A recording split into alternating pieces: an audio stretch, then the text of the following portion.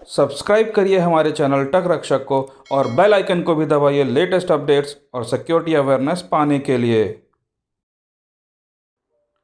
नमस्कार दोस्तों मेरी इस वीडियो को देखकर कई लोगों ने ये कमेंट किया कि सीसो के बारे में कुछ बताइए, आखिर ये सीसो क्या होता है। अगर आप भी साइबर सिक्योरिटी करियर में जाना चाहते हैं, उसमें कुछ करियर बनाना चाहते हैं, तो इस वीडियो को ज़रूर देखिए। ये वीडियो आपके ज़रूर काम आएगी। तो इस वीडियो में सीसो के बारे में सारी जानकारी देने वाला हूं और ये वीडियो बहुत ही इंपॉर्टेंट होने वाली है, क्योंकि इस वीडियो को मैंने 6 अलग अलग टॉपिक्स में कवर किया हुआ है, डिवाइड किया हुआ है और सारी चीजें मैं डिटेल में एक एक करके आपको समझाने वाला हूं। तो वीडियो को लास्ट तक पूरा देखिएगा। कोई सवाल है, कोई क्वेरी पूछना चाहते हैं तो कमेंट सेक्शन में आप पूछ सकते हैं। वीडियो पसंद आती है तो इसको लाइक जरूर करिएगा और अपने फ्रेंड्स एंड फैमिलीज के साथ शेयर भी करिए। चैनल में नए हैं, अभी तक सब्सक्राइब नहीं किया है तो सब्सक्राइब करने के साथ साथ बेल बटन को दबाकर ऑल पर क्लिक करिए। तो चलिए आज कुछ नया सीखते हैं।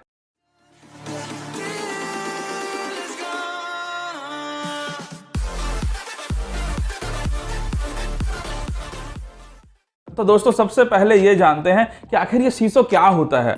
देखिए, सीसो का फुल फॉर्म होता है चीफ इंफॉर्मेशन सिक्योरिटी ऑफिसर। तो जैसा कि ये वर्ड ही बताता है कि ये एक चीफ पोजीशन होती है, सीएक्सओ लेवल की पोजीशन होती है, कंपनी के सीनियर मैनेजमेंट या टॉप मैनेजमेंट के लेवल की पोजीशन होती है। इसकी जो मेन रिस्पॉन्सिबिलिटीज होती हैं कि उस कंपनी के अंदर, जिस कंपनी में आप काम कर रहे हैं, उस कंपनी के अंदर इंफॉर्मेशन सिक्योरिटी को कैसे मेंटेन किया जाए, क्या क्या इनिशिएटिव्स लिए जाएं, क्या क्या रिसोर्सेस लगेंगे उसके लिए। तो सारी जो प्लानिंग होती है, वो स्ट्रैटेजीज बनाई जाती हैं, वो सारे सीसो के अंडर में आती हैं। अब कंपनी टू कंपनी जो ये रोल्स एंड रिस्पॉन्सिबिलिटीज होती हैं जो सीसो को दी जाती हैं, वो अलग अलग हो सकती हैं।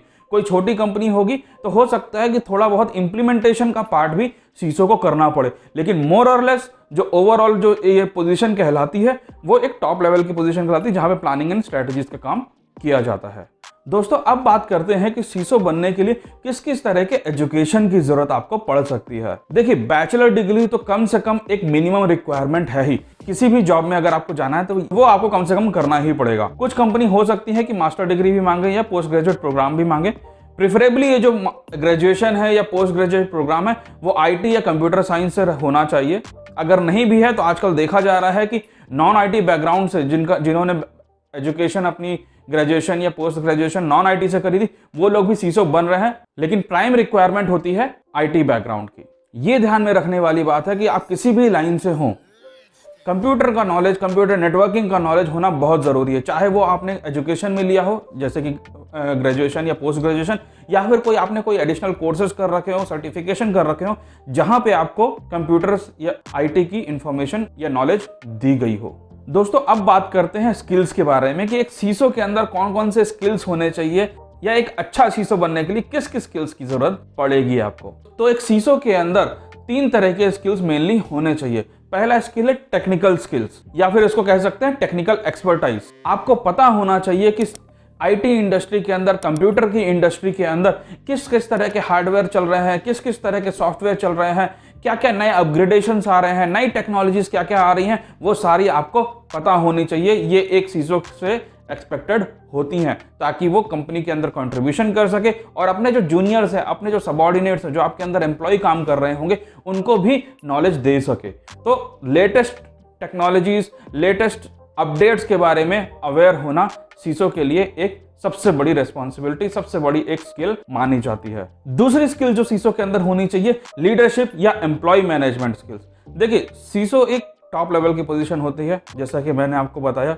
तो आपके नीचे कुछ एम्प्लॉयज काम कर रहे होंगे, कुछ सबऑर्डिनेट्स काम कर रहे होंगे, तो उनको मोटिवेट रखना, उनसे काम निकलवाना, ये आपको बहुत अच्छी तरह से आना चाहिए। अगर आप उनको मोटिवेट नहीं रख पाएंगे, आप उनसे काम नहीं निकलवा पाएंगे, तो हो सकता है कुछ दिनों में वो आपकी कंपनी छोड़कर चले जाएं और उसका भी दुष्परिणाम आपको ही भुगतना पड़ेगा, क्योंकि जो काम वो कर रहे थे वो अब ठीक तरह से नहीं हो पाएगा और अल्टीमेटली आपकी इंफॉर्मेशन सिक्योरिटी स्ट्रेटजी या आपकी इंफॉर्मेशन सिक्योरिटी प्लानिंग पे इम्पैक्ट आ सकता है। तीसरी जो कि सबसे ज्यादा इंपॉर्टेंट होती है, कम्युनिकेशन स्किल्स।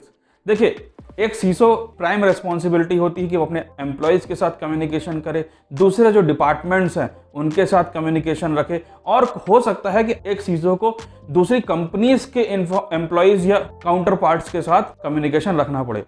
तो कम्युनिकेशन रखना, कम्युनिकेशन करना एक सीसो की रिस्पॉन्सिबिलिटीज के अंदर आता है। तो आपका कम्युनिकेशन स्किल्स बहुत अच्छा होना चाहिए। आज की डेट में एक कम्युनिकेशन स्किल्स यूजुअली इंग्लिश में माना जाता है, इसलिए हो सके तो अपनी इंग्लिश को भी इंप्रूव कर रखिए। दोस्तों अब बात करते हैं एक्सपीरियंस के बारे में कि एक सीसो बनने के लिए कितना एक्सपीरियंस चाहिए। तो दोस्तों जैसा कि मैंने आपको बताया कि ये एक टॉप लेवल की या सीनियर मैनेजमेंट लेवल की पोजीशन होती है। तो सीधी सी बात है, आप डायरेक्टली टॉप लेवल पे या सीनियर मैनेजमेंट में तो पहुंच नहीं जाएंगे कि आपने ग्रेजुएशन करी या पोस्ट ग्रेजुएशन करी और चलो मैं आज सीसो बन जाता हूं। नहीं, ऐसा नहीं हो सकता। आपको धीरे धीरे ही सीढ़ी चढ़नी पड़ेगी, लो लेवल से शुरू करना पड़ेगा और हाई लेवल तक जाना पड़ेगा।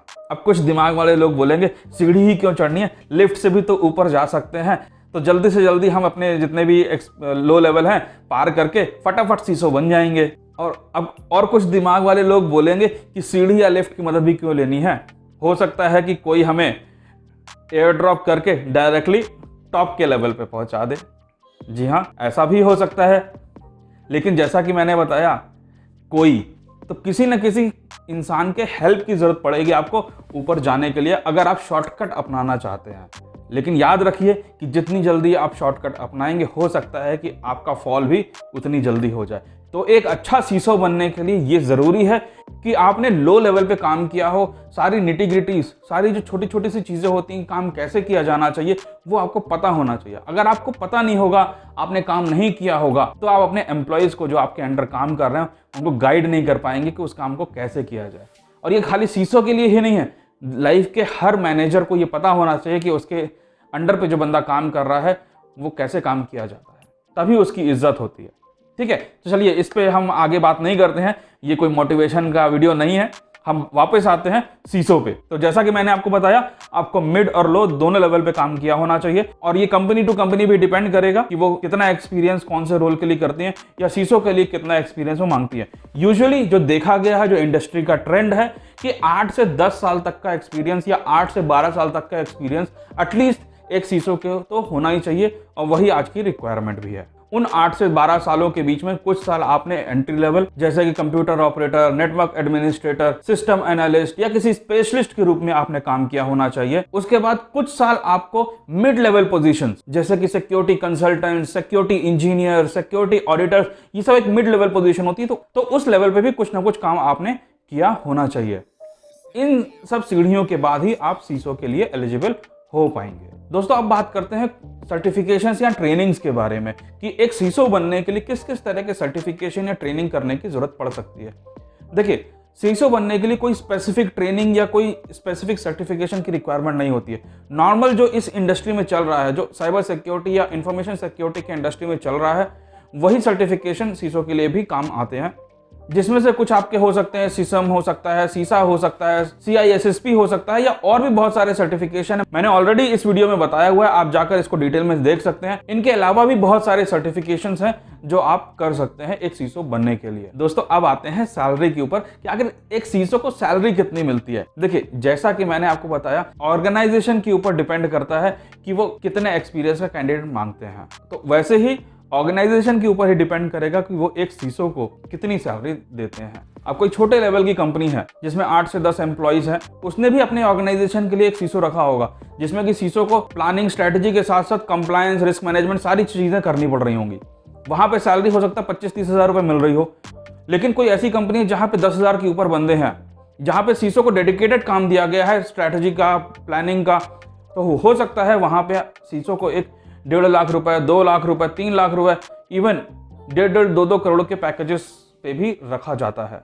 तो ये पूरी तरह से कंपनी टू कंपनी डिपेंड करता है। ऐसा कोई फिक्स नहीं है कि सीसो को इतनी सैलरी मिलेगी ही मिलेगी। ये कंपनी और आपके एक्सपीरियंस के ऊपर पूरी तरह से डिपेंड करता है। तो दोस्तों आज के वीडियो में इतना ही। आशा करता हूँ वीडियो आपको पसंद आई होगी। कोई सवाल पूछना चाहते हैं, कोई क्वेरी आ रही है आपके दिमाग में, तो आप कमेंट करके मुझसे जरूर पूछ सकते हैं। आप हमसे सोशल मीडिया के थ्रू भी कनेक्ट कर सकते हैं। इंस्टाग्राम, ट्विटर, फेसबुक, लिंक्डइन, हर मेजर सोशल मीडिया प्लेटफॉर्म्स में आपको टेक रक्षक की प्रेजेंस मिल जाएगी।